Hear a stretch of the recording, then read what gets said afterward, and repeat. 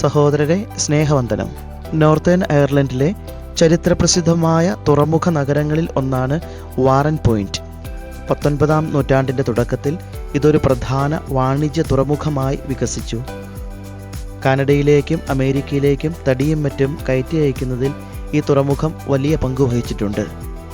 1840-കളിൽ അയർലൻഡിനെ പിടിച്ചുകുലുക്കിയ മഹത്തായ പട്ടിണി മരണകാലത്ത് മെച്ചപ്പെട്ട ജീവിതം തേടി ആയിരക്കണക്കിന് ആളുകൾ അമേരിക്കയിലേക്ക് കപ്പൽ കയറിയത് ഈ വാറൻ പോയിന്റ് തുറമുഖത്തു നിന്നായിരുന്നു. അമേരിക്കൻ പ്രസിഡന്റായിരുന്ന ജോ ബൈഡന്റെ പൂർവികരും ഇവിടെ നിന്നാണ് അമേരിക്കയിലേക്ക് പോയത്.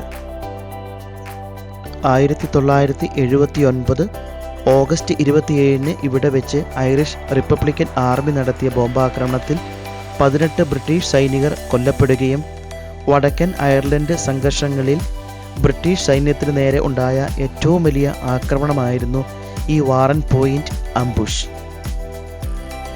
ഇത്രയുമാണ് വാറൻ പോയിന്റ് വിശേഷങ്ങൾ. മറ്റൊരു വീഡിയോയുമായി വീണ്ടും കാണാം.